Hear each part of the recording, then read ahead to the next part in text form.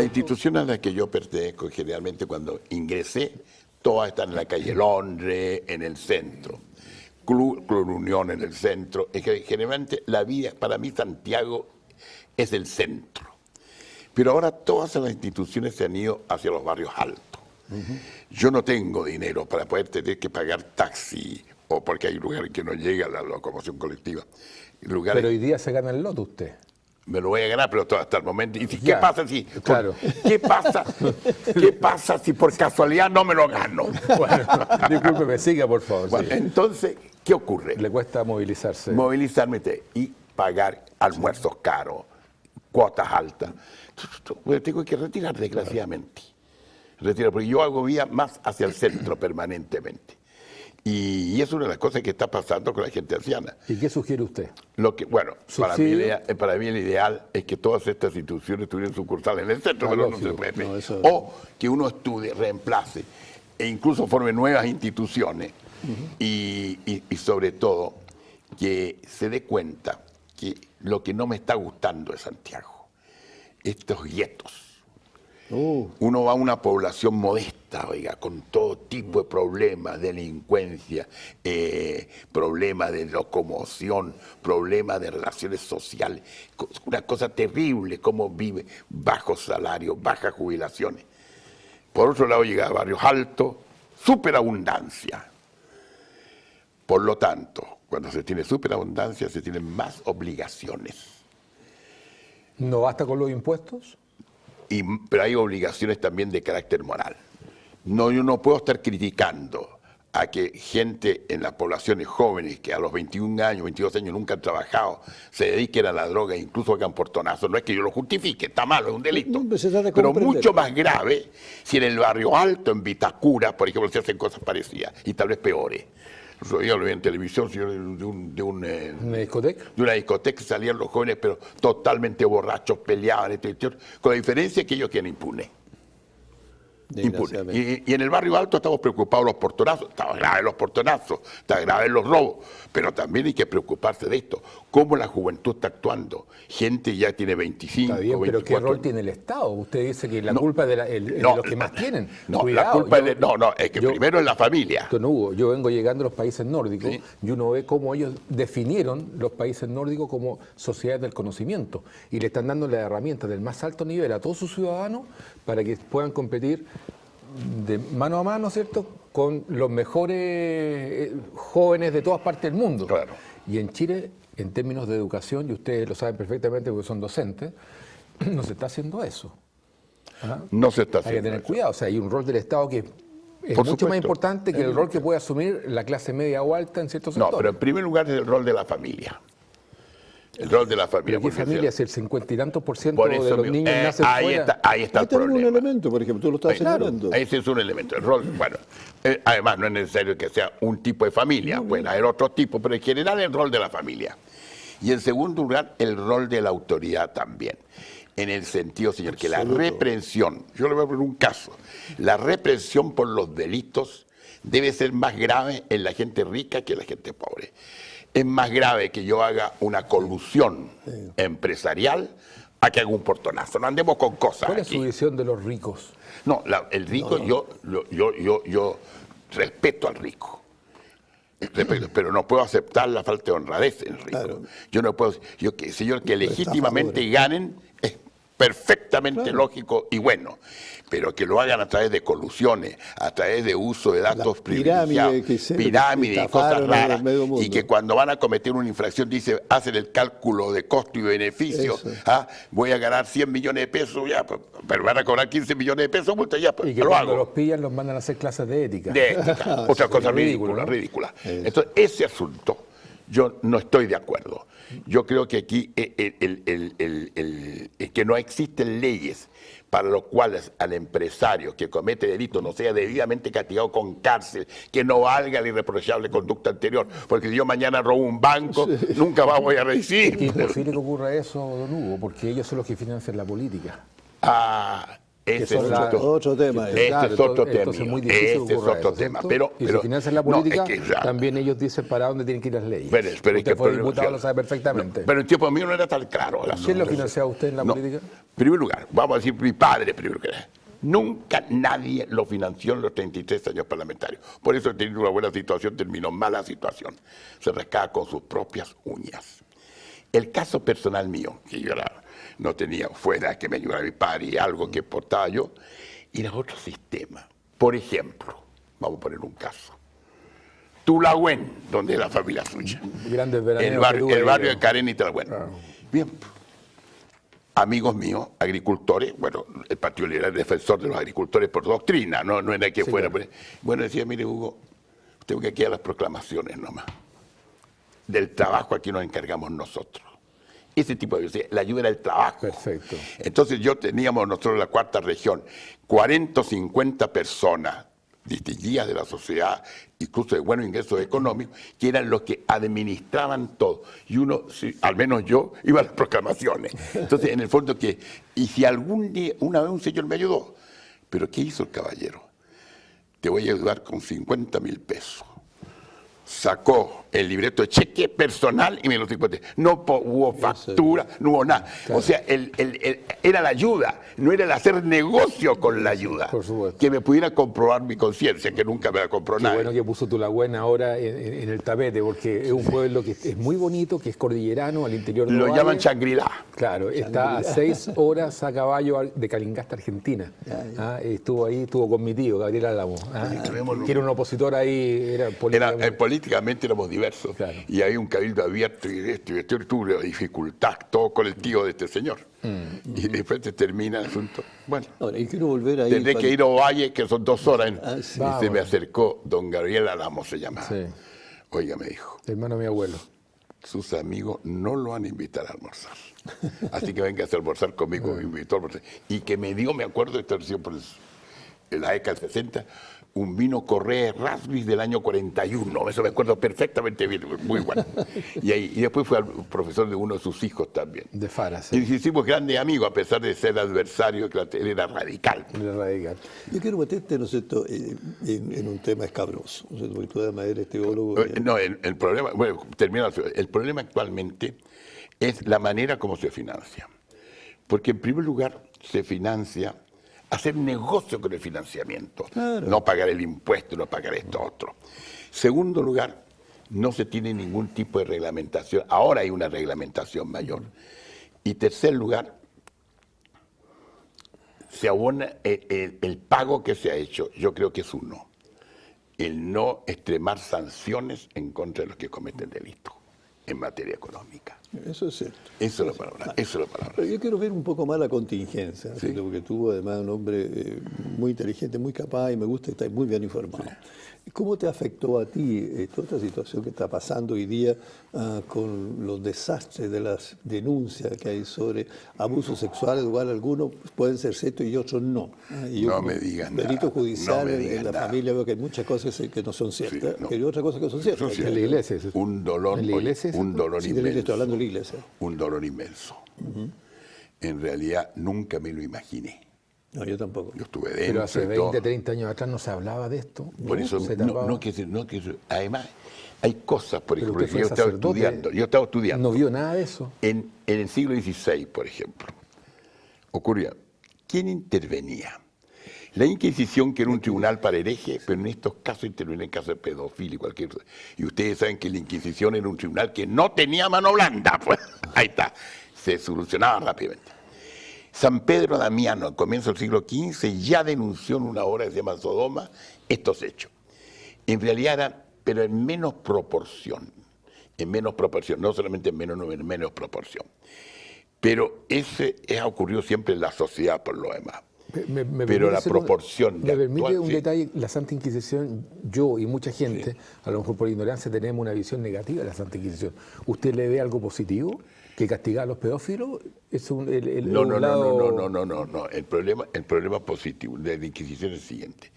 Que la Inquisición, más que un tribunal religioso, fue un tribunal político. En España era un instrumento del absolutismo. Los reyes católicos sabían manejar Y además provocaron la unificación de España, que habría sido imposible que España hubiera tenido el poder de colonizar después.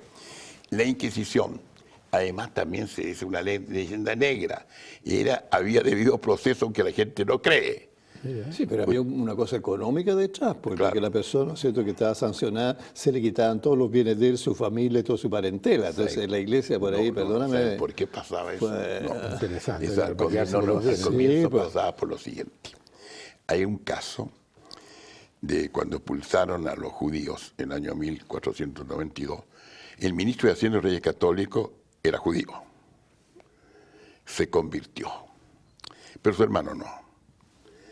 Y su hermano tuvo que abandonar a los 6 meses España. Y de repente el inquisidor llama al ministro. Señor, lo voy a juzgar, porque usted está haciendo prácticas judías. Pero ¿cómo si yo soy cristiano? ¿Cómo que es cristiano? Usted está prestando interés. Dice, pues, la iglesia hasta el siglo XIX prohibía, por eso los judíos lo único que prestaban, pues, los que daban otra cosa. Y un cristiano no puede hacerlo. Y le prestaban a los reyes para financiar Pero la guerra. entonces, usted a un cristiano no puede prestar interés. Pero mi hermano, pero su hermano judío, él puede, usted no puede, hijo.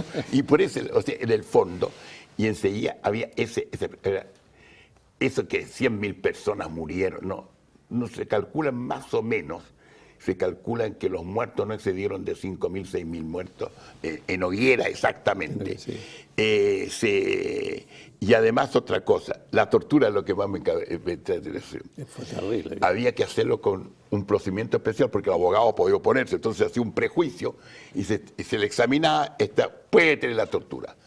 La tortura no podía durar más de 15 minutos.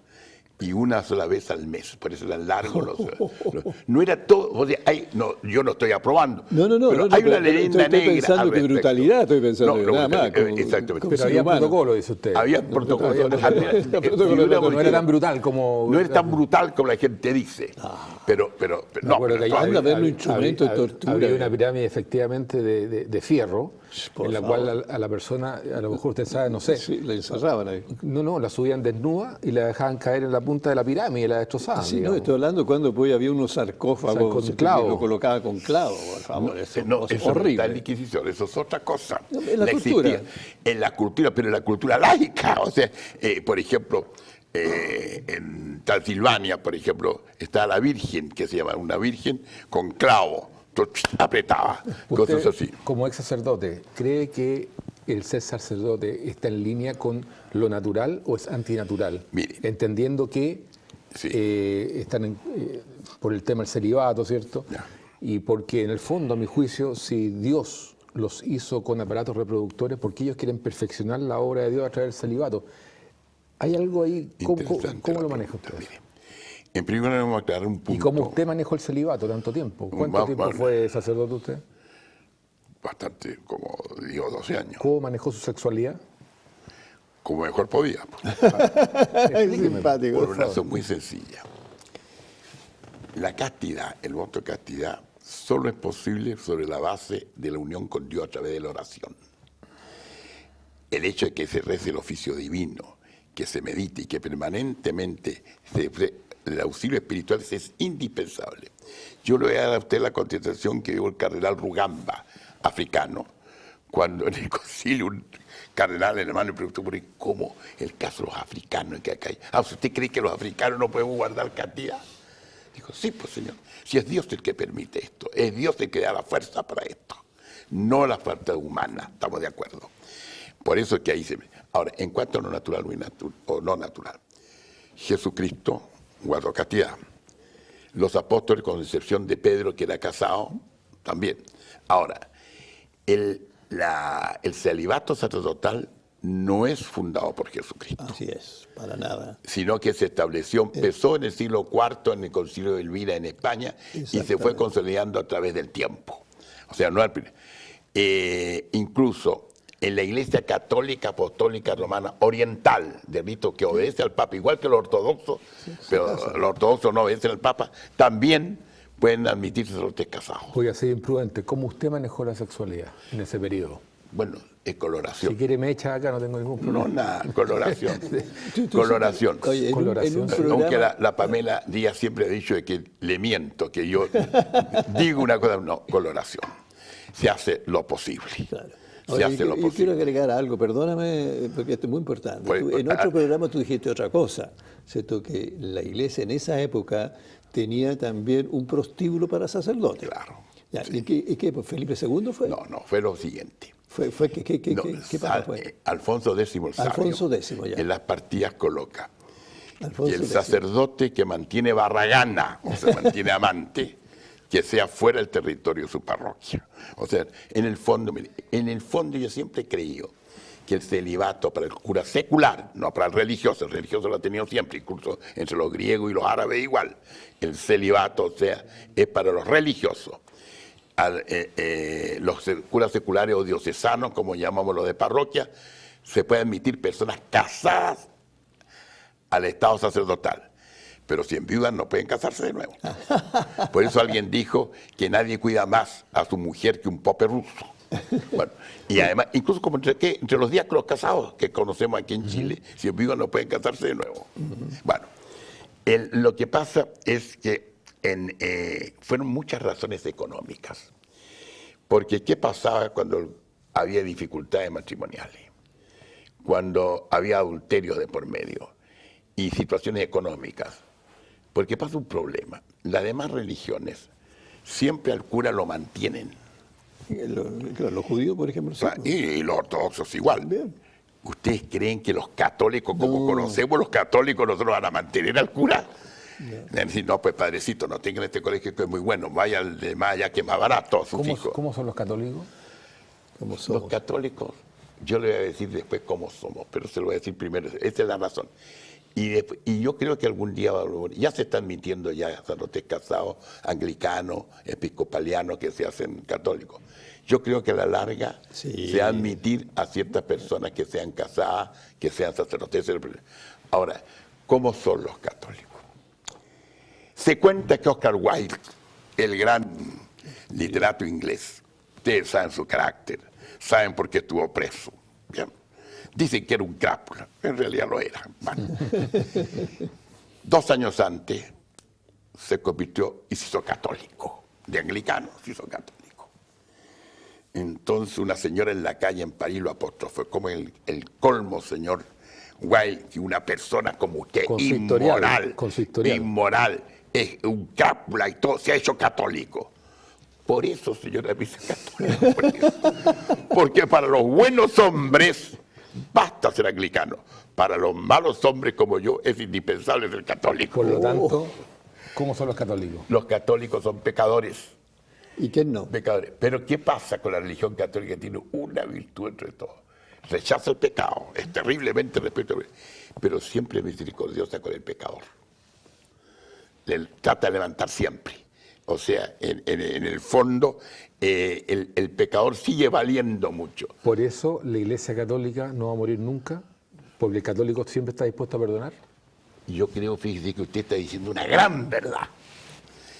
Fíjese que la Iglesia Católica es una institución que tiene 2000 años, la única en todas las civilizaciones, cultura más antigua, pero como institución única, 2000 años. Y ya subsistió. Ya subsistió a crisis mucho mayores que la actual. En el siglo XIV, por ejemplo, hubo un momento en que hubo 3 papas simultáneamente que se comulgaron uno con otro. O sea, los escándalos tremendos. Pero ¿qué pasa? Siempre han habido testimonios, que son los de los santos. Simultáneamente en esta crisis aparecían Santa Teresa, Santa Caterina de Siena, San Ignacio, una serie de personas, Santa Catalina, que eran las que mantenían la fe de la Iglesia. Y además, porque uno no cree, los peores papas eran humildes, no eran soberbios. Sabían. Los peores. Claro, porque ella cargaba la ternura como queramos. Papa Borgia, por ejemplo, cargaba la ternura. Sí, pues sí, sabemos. Paulo III igual, Inocencio VIII. Pero las bulas que dictaban son muy buenas, sobre todo para nosotros los indios de aquí de América.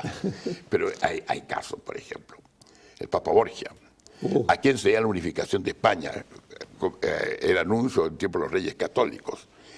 El Papa Borgia, bueno, era cargado la ternura. Él tenía sus hijos con doña Vanosa Catenaís. Pero cuando eligieron Papa, tenía 63 años, se enamoró de Julia la Bella, Julia Farnesio, preciosa, 16 años de edad tenía. Toma nota. Y lo acompañó todo su... Mire, pues, esto no es nada. Ella lo logró convencer que nombrara cardenal a su hermano Paulo Farnesio, a los 16 años. Bueno, el tipo después se ordenó sacerdote, se dedicó al carrete 40 años, hizo las 1001 y de repente lo eligen papa. Pablo, gran papa. Entonces, la persona, bueno, eso se entenderá con Dios, pero en cuanto a la institución, va a irse sosteniendo. Por eso está el famoso dicho del entrevero entre Napoleón y el cardenal Consalvi, secretario de Estado de Pío VII. Invadió Roma el Napoleón, sí, y tuvo preso al Papa. Sí, pues. Y se entrevistó con el secretario de Estado. Le dijo, mire, cardenal, le dijo, yo puedo destruir la Iglesia Católica en 20 años. Lo felicito, Su Majestad. Nosotros en 1900 años tratábamos de hacer lo mismo y todavía no nos resulta. Entonces, en el fondo, es el Espíritu Santo el que mantiene. Si hacemos un poco de ficción, ¿sí? ¿Qué pasaría si no existe la Iglesia Católica en la humanidad hoy día? Desaparece la Iglesia Católica. ¿Qué pasaría a su juicio? ¿Sería relevante o no sería relevante? Sería relevante. ¿En qué sentido? En el sentido por lo que es la Iglesia Católica, por lo que representa, y además porque habría que sustituirla por otra. Pues. ¿Por qué? Cualquier otra religión surgiría de nuevo. ¿Por qué? ¿Por la necesidad del ser humano de qué? De una doctrina, la doctrina de Jesús. Alguien dijo, si Jesús no hubiese sido Dios, lo habrían sido los evangelistas. Ya, pero, yo quiero entrar en el tema después. Porque dos cosas. Cuando hablaste tú de la sexualidad, por ejemplo, los budistas justamente renuncian conscientemente para la evolución de la conciencia. Y lo hace muy bien. Y no tiene este tipo de problemas porque desde muy chicos se van formando de una manera tal a que tiene una fuerza interior extraordinariamente grande, sobre todo tipo espiritual. Yo tuve ocasión de hablar en ese minuto con uno de los grandes representantes, que era el Dalai Lama, y entonces dice, nosotros estamos por la superación de nosotros mismos y justamente un plano mucho más espiritual. El ser humano lo necesita, lo que pasa es que hoy día lo está renegando, no lo está reconociendo, y por eso los problemas que hay hoy en día. ¿Cierto? Cuando tú hablaste, por ejemplo, de lo estético, te das cuenta cómo la persona está funcionando de lo exterior, pero no de lo interior. Y nosotros tenemos que aprender mucho del Oriente en ese sentido. Tal es así que hoy día tenemos invitados, lamentablemente, de mindfulness, que en el fondo aplica muchas cosas que vienen del Oriente para que nosotros también empezamos a ser diferentes en términos mucho más solidarios, más centrados en el amor, más un montón de cosas sanas para nosotros mismos. Pero primero. ustedes me pueden explicar, lo que yo no entiendo, si Dios, ustedes son creyentes, los hizo con sexualidad, ¿por qué negarla? No, pero yo no he dicho eso. El problema es el siguiente. Dios ha hecho con... uno no puede ascender espiritualmente con sexualidad. No. Incluso vamos a tomar a los budistas a todos. El hecho que la opción, claro, la opción por la abstinencia, digamos, por la castidad, que es una opción libre por lo demás, lo hacen con el motivo de la perfección frente a Dios. O sea, se mira el punto de vista sobrenatural. Lo mismo que el cura que conserva el celibato y sin pecar, por ejemplo, es una consagración hacia Dios y con la fuerza que la divinidad da. Esa es la sublima, sin desestimar precisamente el matrimonio. Por ejemplo, lo dice precisamente claramente, lo dice Jesús, lo dice claramente. ¿Quién se hace eunuco? O sea, el sentido moral de la palabra por amor a Dios. Ahí. Sí, pero hay una cosa que tú me quiero tocar. Sí. Porque hoy día se está discutiendo muchísimo y con argumento de que Jesús no existió, el Jesús que nos está planteando los evangelios, y que los evangelios también fueron de alguna manera una construcción, no son reales. ¿Cierto? Y que además hay más de 80 evangelios y que en el momento estos se decidieron por 4. Los apócrifos. Sí, claro, son los apócrifos. Dentro de los apócrifos han descubierto que hay muchas cosas interesantes. Y entonces cuando uno se mete ahí, dice, existió un Jesús efectivamente que fue rabino. y está considerado dentro de los 11 rabinos que encontraron esa sepultura. Pero otra cosa es Jesús, que se está planteando el Evangelio, porque los Evangelios de alguna manera fueron creados. Jesús hombre. Fueron creados, sí, hombre, o sea, como hombre existió. El hombre en ese sentido histórico existió. Sí, los evangelios se escribieron más o menos 30 o 40 años Y después. hasta 110 años después. Pero la verdad las cosas, un momentito, lo que están diciendo, que me interesa mucho el tema junto contigo para que reflexionemos, que están viendo varias cosas. Por ejemplo, se encontraron que muchos de los escritos de los muertos que aparece en lo egipcio, aparecen muchas cosas que pues son retomadas. El Padre Nuestro, por ejemplo, aparece muchísimos años después en lo que aparece pues justamente en la cosa egipcia. Aquí también vemos cosas curiosas, que hay varios personajes que repiten la misma historia muchísimos antes, 3.000 años antes, donde aparece, ¿no es cierto?, que fue crucificado, que fue azotado y que fue, ¿no es cierto?, fue resucitado. Entonces hay un cuestionamiento donde se ha dicho que hoy día, desde el punto de vista científico, no podemos demostrar la existencia de Jesús, sino más bien, ¿no es cierto?, que es una repetición, inclusive, de que los evangelios fueron creados, inclusive se menciona quiénes lo crearon, y que por lo tanto nosotros tenemos que tener un cuidado de cómo absorbemos todo lo que nos han dicho. Eso es una parte. E inclusive, ¿no es cierto?, cuando tú miras a Einstein, dice, Dios nos jugó a los dados. Por lo tanto, aquí tenemos otra cosa más que se está cuestionando, inclusive la existencia de Dios. Pero a pesar de todo eso, yo creo que el ser humano necesita la espiritualidad y necesita creer en algo superior. Si le quieren llamar ateo... Es que lo que tú estás diciendo es grave, porque tú estás diciendo que todo esto es una construcción. Así es. Ahí tengo un pequeño desacuerdo, en realidad. No, es un enfoque actual que nos obliga a pensar mucho y a estudiar mucho. No, pero yo siempre imagino cómo ese tal Jesús, el primero el rabino ese que dice, fíjense, primero, su nombre divide el calendario. Antes de Cristo, después de Cristo. Sí, cierto eso. Para empezar. Segundo, se rodea de unos pobres pescadores analfabetos y llenos de problemas. De él no se sabe si sabía leer o escribir. Parece que sabía escribir porque está escribiendo en el región de la adúltera, está escribiendo en la arena. ¿En qué escribía? ¿En arameo? Arameo. Él no hablaba hebreo, ya no creo que el arameo se usaba en esa época, ya el hebreo era lengua muerta en esa época. Y enseguida la difusión que se realiza transforma. ¿Con qué fuerza el Imperio Romano? ¿Cómo esa gente de repente empezó a predicar, a difundir, a multiplicar? Si era una cosa totalmente humana. Y era gente del alfabeto. Pero Constantino fue justamente el que dijo... No, él aprobó. Constantino era un político. Sí. Como corrientemente solo político. El que se fijó, si Constantino no lo hizo por caridad. Pero terminó con el politeísmo. Pues. Exactamente. Dijo aquí, señor, le convenía estamos aquí en Roma, nos estamos dando cuenta que estos cristianos son más que los paganos. Claro. Entonces, y optó, porque también había mitrajistas también, optó por ello. Le ganó a Magencio la batalla y, lisa y llanamente, él